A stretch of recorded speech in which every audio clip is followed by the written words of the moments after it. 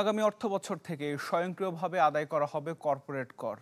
অর্থনৈতিক সাংবাদিকদের সংগঠন ইআরএফ আয়োজিত সেমিনারে তিনি বলেন, তুলে নেওয়া হবে অপ্রয়োজনীয় কর ছাড় সুবিধা। এজন্য বিশেষ নীতিমালা করা হচ্ছে। অনুষ্ঠানে অন্য বক্তারা এনবিআরকে যৌক্তিক রাজস্ব আহরণের লক্ষ্যমাত্রা দেওয়ার আহ্বান জানান।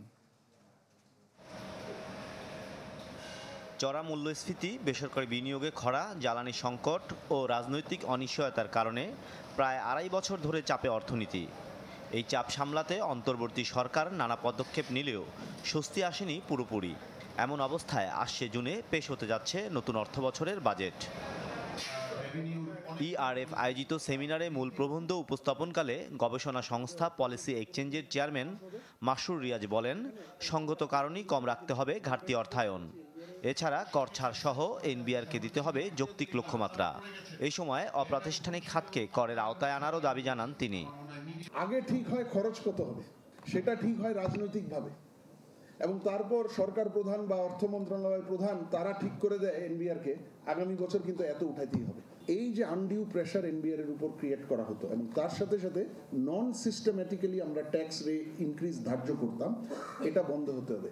অটোমেশনের কথা বলেছিলাম যে কারণ ম্যানুয়াল ইন্টারফেসটা যদি ভেঙে দেওয়া হয় এবং কমপ্লিটলি অটোমেশন এবং ডিজিটাল টেকনোলজি ব্যবহার করে tax return, tax submission, tax reporting, এই জায়গাতে আমরা বলছি যে এটা যত দ্রুত হবে তত অনেক ধরনের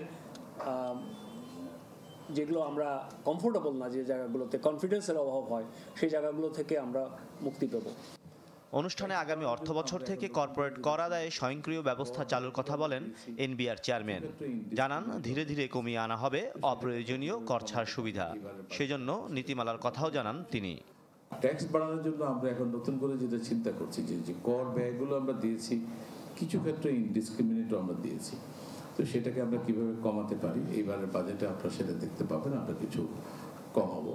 অ্যাট দ্য সেম টাইম আমরা একটা আমাদের মাননীয় অর্থ উপদেষ্টা মহোদয় নির্দেশনা দিয়েছেন একটা ট্যাক্স এক্সেমশন পলিসি তৈরি করতে, যেই পলিসিটা আইনে রিফ্লেক্ট হবে এবং সেখানে আমরা বলছি যে সরকার অথবা জাতীয় রাজস্ব বোর্ড কোনো ট্যাক্স এক্সপেন্ডিচার অ্যালাউ করতে পারবে না, এই ক্ষমতাটা পার্লামেন্টের হাতে যাবে। তার মানে হচ্ছে কর ফাঁকি রোধে এনবিআর এর বিশেষ পদক্ষেপের কথাও বলেন এনবিআর চেয়ারম্যান। ভালো সম্পদ ৭৫-৭৬ লাখ এর কিন্তু রিটার্ন দেয় না। এখন আমরা এই ট্যাক্স পেয়ারদেরকেও কিন্তু চেঞ্জ করছি, নোটিশ পাঠাচ্ছি, যাতে করে। মাসুম মিয়া, চ্যানেল 24, ঢাকা।